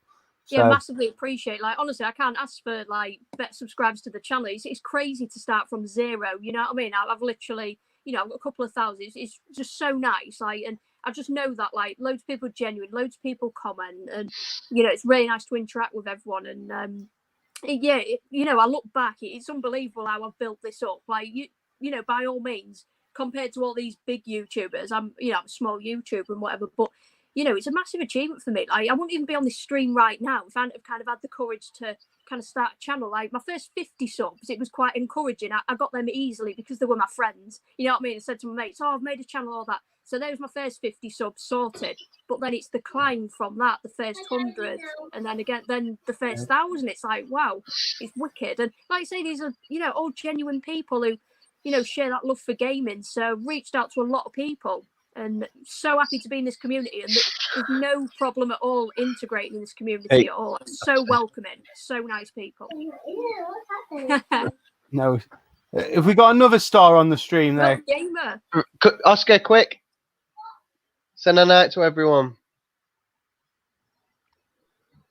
He's coming back. Is The star of the show. Bye. Yeah. Good night, Oscar. He's better than Alan Fortnite, aren't you? You're in the squad. You're in the squad. Finish school early tomorrow. Right, I've got a couple of questions that were asked way earlier in the thing, and luckily I've got a superb memory. I remember them. First one's to Kieran. I believe it was from Metropolis. Did your wife find out that you wore a dress in your last video? And we'll talk a little bit about your last video. Yeah. She does often watch my videos back. Whenever I've done one, she has to see it, and I'm sure everyone else is saying, but it's dead weird, isn't it? It's out of everyone on the planet, there's one person I don't want to watch my videos, and it's her. But she puts them on, and I'm sort of sat next to her, and you can hear your voice, and it's just cringy. It's horrible. I don't like it. Yeah, she always watches them back, and whenever I've done something sort of naughty that I shouldn't have done, perhaps, I can't help but grasp myself up, so I just tell her, and I was like, yeah, you're going to shout at me for this next video. And then obviously it's an only short one as well, so I showed it to her. She's laughing all the way through until the end, where she's like in the doghouse. Right. Oh no. I will tell you, right, because Matt has been very coy here and pointed out that Kieran wore his wife's dress in the last video. He also found his wife's vibrator, which I probably know that he probably knows where it is, and also featured that in his last video, which I imagine got you in even more trouble than wearing a dress, to be honest. Yeah, well, I mean, it won't be the first time. I'm quite a skinny guy. Look at me. There's not much going on here, but I did struggle. I couldn't get it on over the top. That's how you girls dress, don't you? You like put your arms up and. You girls dress. I hope you're asking Ols and not me. Although I have more women. I have more women dressed before. That was impactful. Well, I had to stand into it, and that was the only way I could get it on. But I stood at top, and I pulled it up, and I could just about get it on. But yeah, no, I wear it with pride. To be honest, I think a little bit of lockdown is getting to YouTube, because I'm seeing things on YouTube that I thought I'd never see. Like, obviously, Kieran, I've seen you with a pink vibrator and your wife's dress. But even worse, I saw Tutti UK topless. Now, unfortunately, I've had the pleasure of seeing Tutti with no top on anyway. But to have it on my big screen is even more petrifying. I mean, he's got to be at least a C cup, I think. Change into his Bruce Willis attire. Yeah, there was a moment you're watching it and you're like, yeah, and then it takes his top off and you're like, he's getting rather hot in the blast furnace. Someone needs to tell him that's what jump cuts were made for. That's for sure. And the other question was from Big Game Al. He wanted to know, Holes, how you found out about the gaming market. He seems to think that it was through Twitter. Now, I don't know, so I'm asking you the question, so I'm guessing. I'm trying to think of the first Doncaster game market I went to. Was it like 2018 or something? I can't remember. It might be. I saw you at 2018. You were with your friend at the one. Yeah, was that the one? My best mate Hannah. Yeah, I dragged her with me. I didn't want to call me home. It was the first time going to an event. Yeah, we loved it. I think, you know what? I try and reach out on all my platforms, Twitter and Instagram as well, but I'm literally mainly on Facebook. So I'd say it was most likely on Facebook. I'm sure I might have heard of it from Tutti or some of the other YouTubers, but I reckon I probably saw the advertisement from like the actual game event company. I either saw it on Facebook or I think Tutti might have mentioned. So I believe that's how I must have come about, because I don't really use Twitter as much. So I don't understand Twitter. I don't. I must be the only person who has every form of social media, but I'm actually really unsocial. I use all those platforms just for the private messages, so I can send someone a message if I need to ask them. I very rarely write any. I don't write anything on Twitter. I might share 3 pictures a year on Instagram.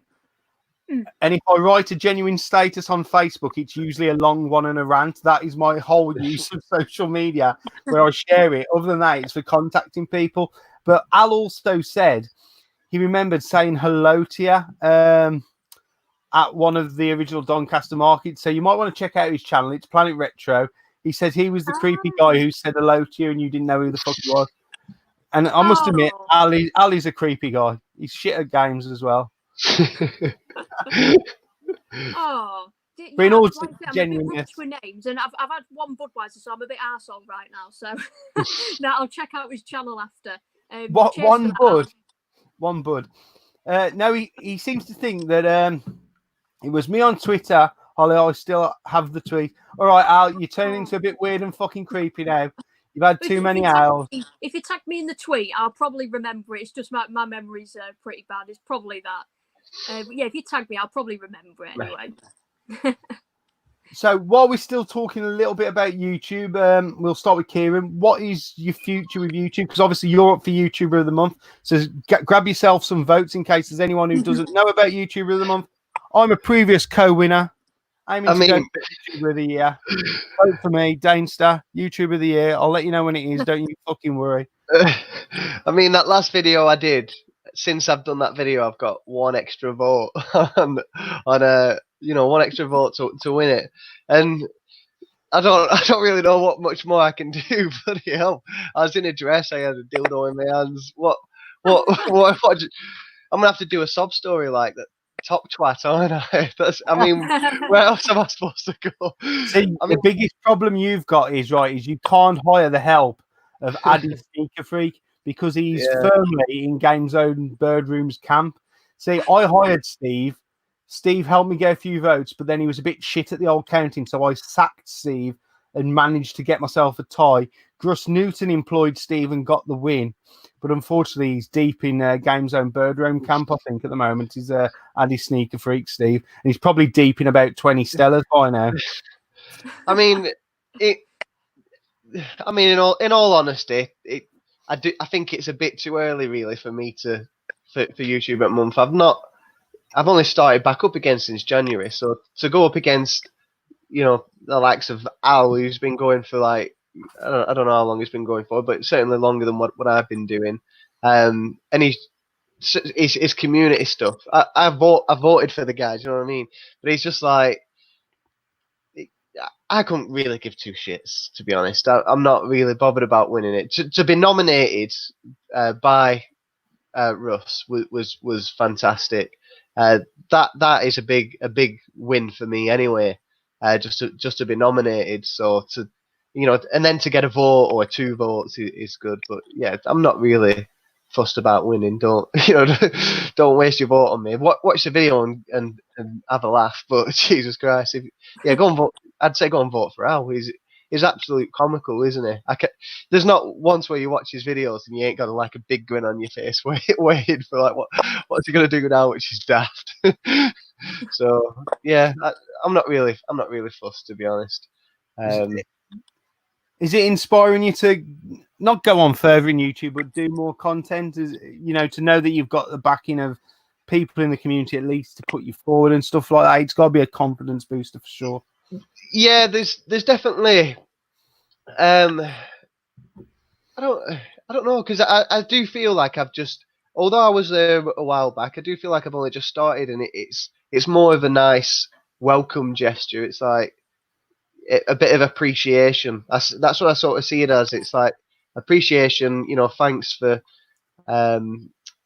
it's sort of, I feel that people sort of want me to be here as such. So I do all these daft intros and I put a video out and sort of have a laugh to myself and whatever. But knowing that other people I've enjoy got a little that. bit of a bone to pick with the old daft intros, because I fucking do that every now and then, and you've kind of like stolen it.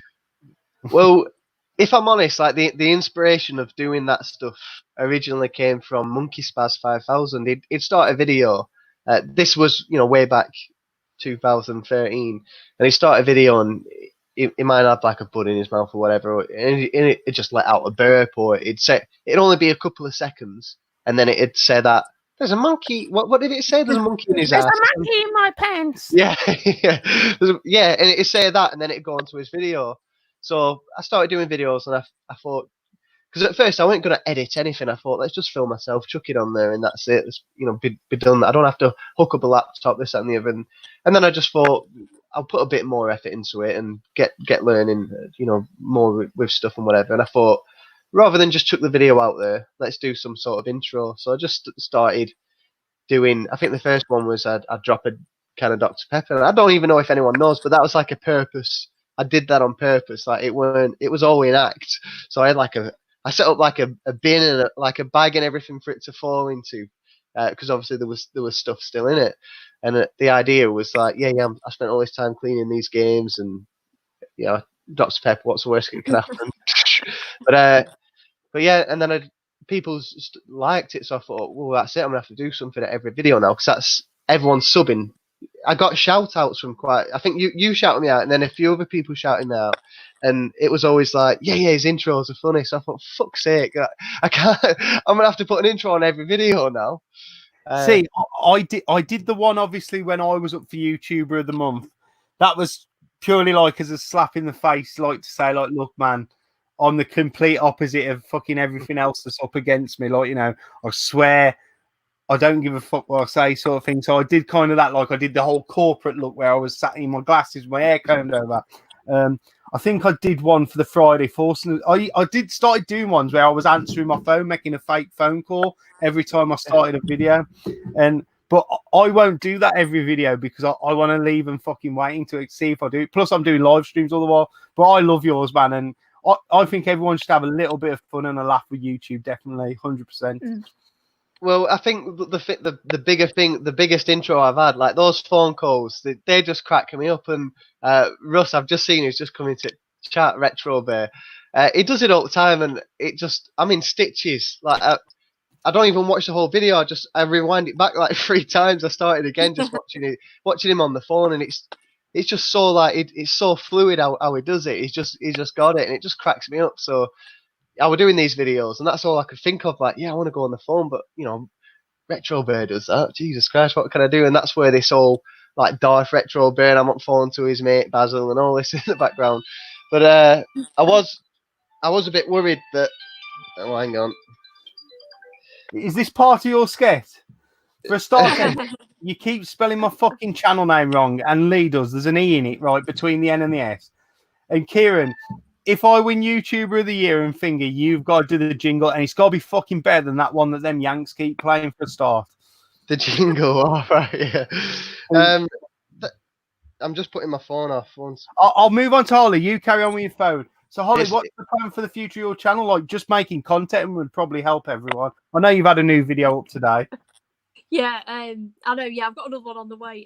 Yeah, it's just really hard sometimes, just to literally juggle life, because like obviously kind of life's changed since I first started my channel. I was banging a video out every day, like when I was first started my YouTube, all my bloody playthroughs and everything. But yeah, it's just kind of dropped off a bit as I started to I was a carer for a couple of years, worked in care, and then I went into obviously the ambulance service, and things are just really hectic. So I have a lot to learn out on the road, and I'm always bettering myself anyway, like to make myself better on the road, because I'm working up to be paramedic in future. So it's a massive goal for me. But also YouTube is, though, it literally means the world, honestly, because like I say, it's amazing to just it's like what I come to, my days off. I'd go crazy if I didn't have my YouTube or watch other people, and I appreciate everyone who's subscribed to me. So yeah, it's literally just to carry on what I'm doing, try and make more consistent content as much as possible. So still obviously more car boot videos. Really want to get in some more playthroughs, and I really want to try do some live streams as well. Like obviously my rotas are like at work are always changing, so it's difficult to get specific days or anything, but I should try and be more on it on my social media and say, look, I'm going to be streaming on this day, whatever. So yeah, I'd love to do some streams to actually live hang out with people, you know what I mean? As I'm playing the game, I can actually interact and comment rather than comment on one of my videos that's been uploaded, you know what I mean? So I think it's nice to have that live sort of experience. So yeah, just be to carry on with the live car boot footage, pickups, and then want to bring in some more gameplays and live streams. I must say the one big thing I get out of this is although I'm not really active with the comments, talking through them a lot, I do read most of them, and I have a little giggle to myself. Like, so while you guys are talking, I'm listening, I'll read the comments. And the massive thing I love about this is that live interaction. And it's not even interaction with me. Like when we're talking, like last night when we started talking about cartoons, the whole chat was just full of everyone's memories of cartoons from like the 90s and Yeah. stuff like that. It's that like live audience that you're keeping interactive with and keeping interested, I hope, as long as I can, sort of thing. So yeah, live streams, way for it. As I say, if you need to know anything, if I can't help you, I'll find out someone who definitely can, that's for sure. I know, thanks, but I'm a bit of a noob with it at the minute, but I'll get into it though. It's almost like the live chat is almost like a separate bit side, and it's good. I've watched most of these lockdowns, and whilst there's the chat going on here, it in the chat itself, everyone watching, there's a chat in there as well, and it follows the topics. There's obviously interaction each way, but everyone in the chat's interacting with each other as well. And it's just exactly. Yeah, it's such a good crack. It is. It's really fun. So Go on. Yeah, the difference between this and just a video upload is that everyone is here together. There's three faces on screen now. Together, yeah, everyone's having a chat to each other. I will throw it out there, and I want to say thank you to all my guests that have been on. But I believe it's the people in the comments that keep this stream going, more so than me, definitely, more so than my guests, who are all brilliant. But without those people in the comments talking to each other, they're the real community. Those people over there, they're the thing that keeps the stream going. They're the thing that keeps me going, and it's just brilliant, and I do really enjoy it. So we're moving into the last 25 minutes, believe it or not, and the one thing I wanted to cover with Kieran was talk about your Dreamcast quest. I know you're going for a full set, so talk us why the Dreamcast, where you are with that collection, and are you setting yourselves any time limit or goal, or is it just going to be a natural organic thing? So go away, sell us your Dreamcast collection. Not literally, it's got no footage. I think what it is as I touched earlier, it was growing up with four siblings. This was mine. Like you share everything. I don't know about everyone else in the chat, but if we've got brothers, sisters, and whatever, we were generally quite a big family. So everything we had, we shared. We even had this big table, like a round table, and we'd spin it round. It just spin round on the top, and everyone would like start digging into each other's plates and stuff as it come round. And, we were daft. But this Dreamcast was mine. So it was my Dreamcast. No one else played it. No one else bothered with it. Only I had games for it, and that was a bit of me. No one else. And I think that's the main thing that has this sort of nostalgic for it. And as well as that, I think the fact that it didn't live very long. I only have very few memories of it, and then all of a sudden it just disappeared off the face of the earth because PS2 came. We had a couple of PS2s in our house, and the Dreamcast were long gone. But I love like Sonic Adventure. A lot of people sort of within the community love the retro Sonic, the 2D platformer of Sonic, whereas for me, the best experience I've had with Sonic is the 3D stuff. So Sonic Adventure, I've not played Sonic 06, I've not played that just yet, which I'm excited about, and I believe I'm going to be like severely disappointed. But Sonic Adventure was such an incredible game for me, and I go back and play it all the time. And I think that with a mixture of other games, Metropolitan Street Racer, Jet Set Radio, the Dreamcast has a lot of arcade sort of ports, a lot of arcade classics. Can you read my games on my shelves, because you just read out two. Metropolitan Street Racer and Jet Set Radio. Yeah, there's I don't know, that there's games to that system which were absolutely brilliant, and I loved them. And because it was a short-lived system, there's only very short memories, and not many other people were into it. And same with tubers. There's not a lot of YouTubers who favour the Dreamcast. No one really talks about it or has much sort of fun in it. I think there's Nath Retro and Gern Albinio who have a bit of an interest in it. But I think the Dreamcast got a cult following. I mean, I had a Dreamcast secondhand. We all heard the story how boy off my mate Gammon, who's always skint. So that's how I got to Dreamcast. But I love the Dreamcast because it bought the actual arcade home, was my main reason for loving it. Massively bought the arcade home. And I do think it's getting a lot. It's not a it's not a best-selling movie back in the day, but it's becoming a cult classic in its own right. And I know Rob Stew's mate's going for a full set. I mean, the case is unfortunately an ass for them, but the game's brilliant. And I think the only reason it finished Sega. The damage for Sega had been done long before with the 32X with Saturn, and that system could never. It was everyone says it was a system before its time with its ability to hook up to the internet and everything. And also, you're getting a little bit of grief for liking the 3D Sonic games. But what I will say is, whatever game you grew up with, you will have nostalgia for, and you'll have rose tinted glasses. Like Novabug and others give me shit because I like R-Type and Salamander on the Amstrad, but they were my first experience of that game, so I will always favour them. There may be better versions on the Spectrum, on the Commodore 64, and of course on the NES and the Famicom, which I've got. But whether that game is not great or not, I will still have nostalgic fears for it because that's what I played when I was little. That was the version for me, if you know what I mean. So I understand people are saying that Sonic. I like Sonic Adventure. I don't mind it as a game. I've got it myself. It's one I played on the Dreamcast, and I get what I'm saying. The nostalgia is for the older Sonic games. But if that's what you experience, you will have that like feeling of joint with that game, if you know what I mean, and that will never break. Even if I play games now that I used to love back in the day and they're shit, but I still can't fucking hate them, if you know what I mean, because they're the games that I experienced. And also, I know Darth Steve's going for a full Dreamcast there. He's been doing it since the Dreamcast was launched in 1999, I believe. I think James Wasabi sold him some empty cases once at the boot sale. Well, I'm 50 games or so on the Dreamcast. I am going for a full set, but I'm not paying over 200 quid for a game. It's just not happening. That's not me. I'm not going to do it. If I come across Moho and it's at a car boot for £1, I'd buy it, I'd sell it, and then I'd buy loads of other Dreamcast games. I'm not. I would. I'm not. There's that stupid pony game on 360. If I came across that, like that most expensive one, I'd get rid of it within a heartbeat. I'm not interested in collecting games just because they've got value.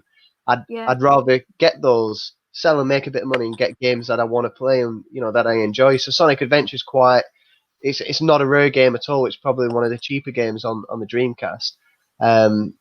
And to me, it's the best game on there. And yeah, it does. It goes back to your childhood and what you sort of grew up with. Essentially, that's sort of where nostalgia comes from, really, doesn't it?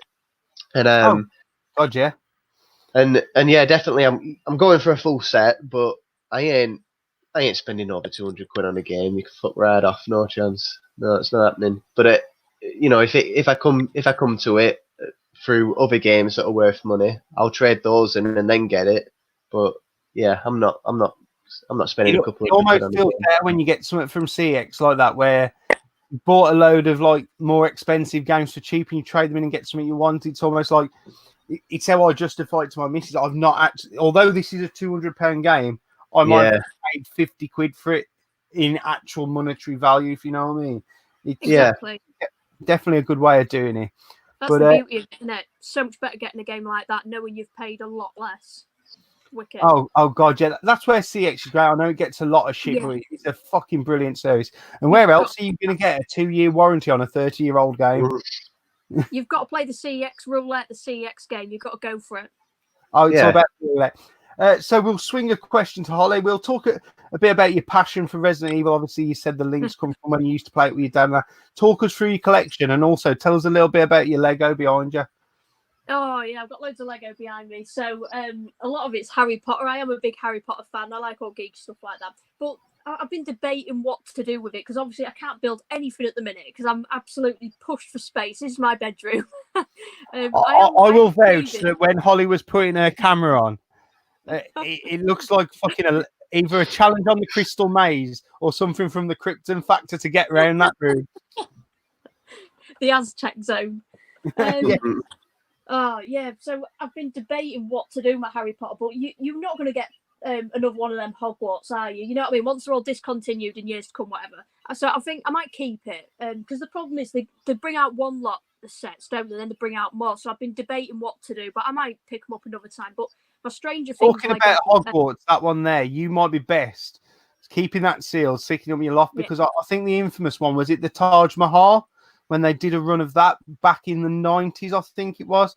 that sells for thousands now. Because as you say, once Lego discontinues that that design, it becomes massively desirable. And I'm in a few Lego groups on Facebook because I wanted to learn about what to buy and what to sell, and stuff like that will only go one way, and it's only going up. That's for sure. Exactly.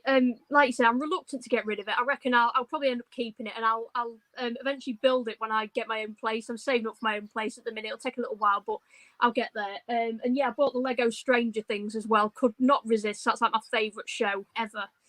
Stranger Things is wicked. But yeah, in terms of my collection, I literally collect a bit of everything. Like once I got into it, it was really funny because I got into my YouTube, and then that's when I started going to the car booths. I started discovering more channels, coming across all these retro games. You know, picking up the ones that I used to play as a kid, reliving the nostalgia, picking up games that I've never played before. So that's literally how all this has evolved. I collect for literally every console. At the minute, I'm focusing on my Saturn. I would love a full PAL Saturn set. Like I say, it's literally got a place in my heart because it's so good. Literally had a handful of games as a kid. So nice to pick up all, you know, classics now that I'd never played, had no idea about back in the day.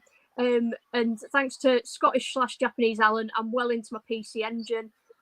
So I'm into my Jap stuff now. I've discovered that pretty late, but I love the Neo Geo. I've got Neo Geo Mini, Neo Geo Pocket, and the PC Engine Jap stuff. I do also like the Dreamcast. I was going to say, when you was talking, Kieran, there, I picked up Zombie Revenge. That's up my street. I really love that. That's a great Dreamcast game. So I do have some love for the Dreamcast. But so yeah, with your collection, you're a bit like me. I class myself as like a scatterhead. Like I'll get a new system, and I'm like, I need to buy some games for that. And then I'll get another new system, and I'm thinking, I need to buy some games for that. Because I buy the system, and then I get the I never like the Famicom was one that I massively fell in love with. The PC Engine, like you say.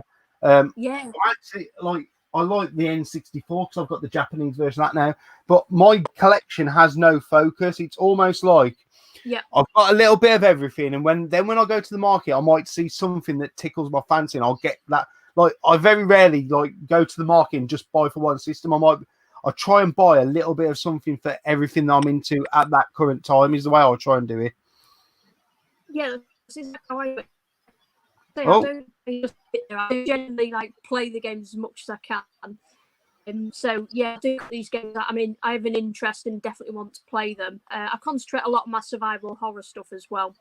I can see a question from Jay Cyberstate. So, favorite Resident Evil collectible?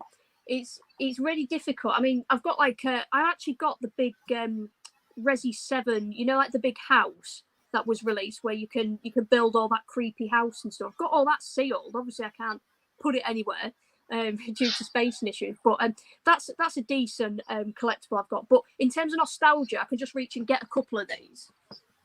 So I'll reach a couple. It's hard to get all of them because they're all tucked away on display. But these I knew you were going to get them.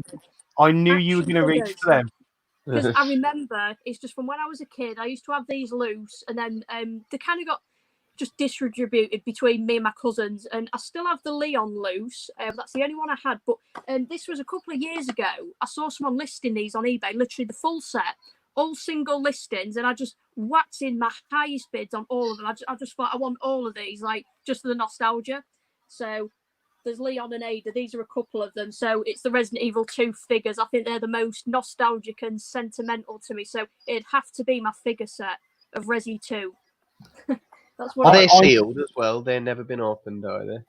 Yeah, they're all sealed and everything. You know what? When you went to reach for them, and I've never seen you show them, I knew you're going to pick them. And I've got a story. You know, my mate Gammon, who I bought my Dreamcast off, massive Resident Evil fan, and the only things he would never sell me from his games collection were those figures. Because he had them all on. Because at his house they built an extension, and because he was the eldest lad, he had to have the downstairs bedroom. So that means we could just go straight. Because he had the door converted into a window and a door, we could just go straight into his room. He was almost like living in a flat on the side of his mum and house. And he had them all lined up across the window. That's what I've got on the side. He would never ever sell me them, my mate Gammon. I just want to answer somebody in the comments because they were talking a little bit about Nightmare, the TV show, right, that used to be on in the 90s. Because I mentioned, what's it called? I mentioned Crystal Mage. I've got a confession, right? About 3 or 4 years on my Facebook, Nightmare Live is a thing where they come round your local town, right? And they do like a stage show on the stage. And in Briley Hill Town Hall, they were in, and I didn't realise my mate bought us the tickets, but he put him down to be one of the contestants on stage. Wow. So I had to go on, and I got to put.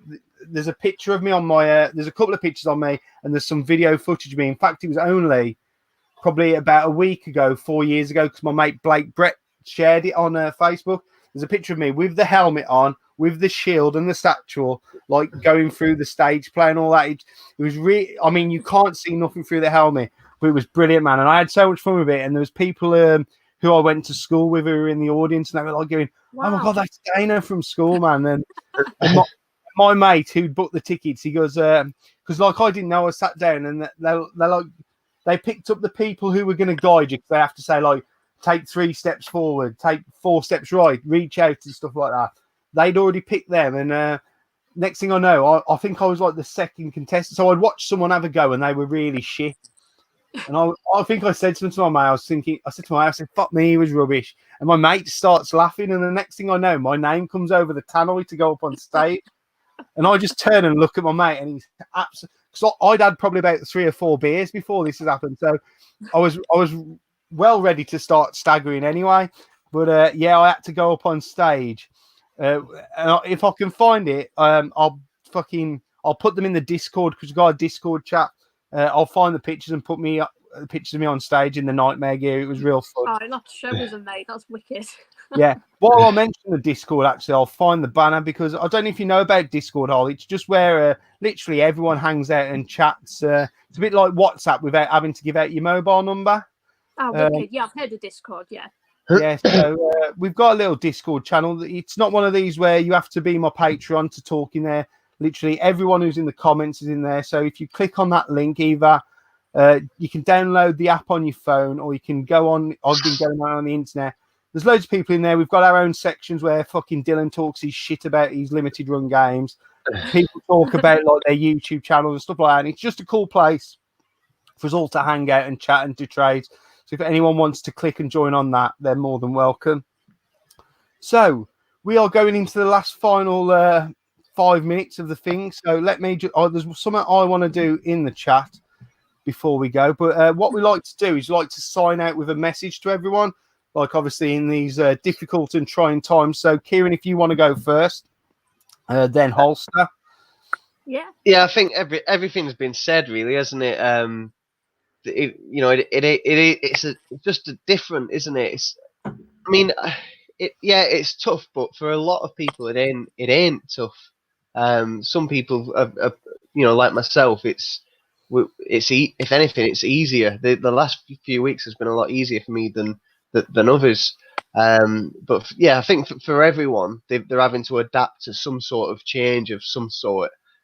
So with that, obviously, it's just take everything on board, do what you got to do, and just get through it as such. Stay positive. You listen to the news and read the media, and it's always negative, always negative, and it always will be. But rather than take all the negative on board, take some of the positive on board. So we are at home with our children a bit more often than we normally would be.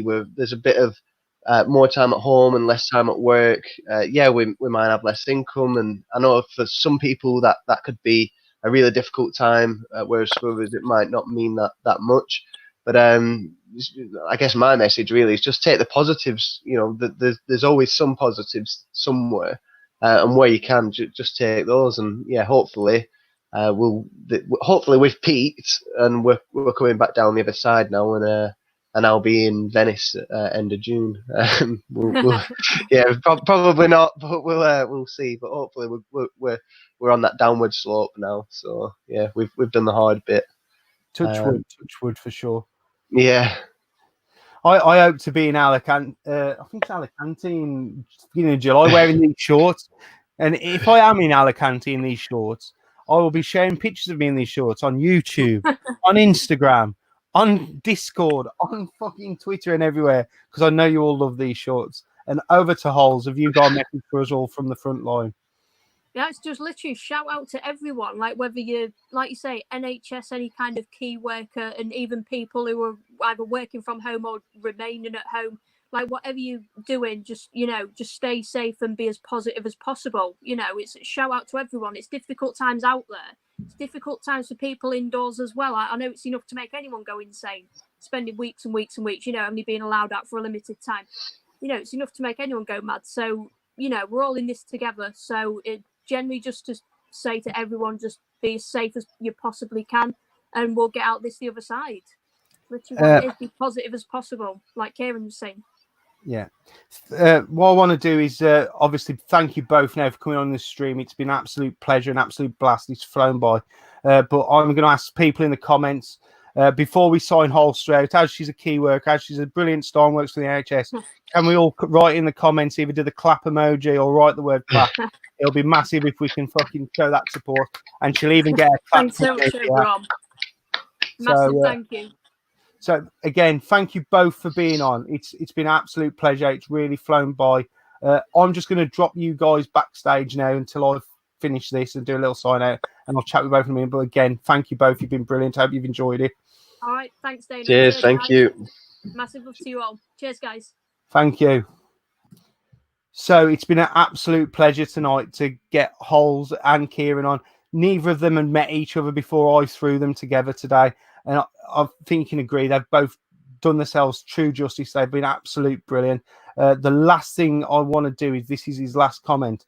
For those of you on the way out, Shmup Pilot 79, new to the tubes, he's doing his journey of doing up his games room. So once you've finished listening to me talk crap, can we go over and give him a sub, give his videos a watch, and welcome into the community like we do everyone else? Tomorrow's my day off. I take Wednesdays off. If you want to chat, the Discord's still there. So go along, join the Discord, chat to everyone. But thank you all. Thank you all for the great welcome and the send-off you gave, Holes. Thank you all for watching the stream. Peak tonight at just over 50 or around 50. That's massive for me personally, and for the stream, and for all you watching. It's been brilliant. So take it easy, stay safe, and I'll see you all soon. Good night.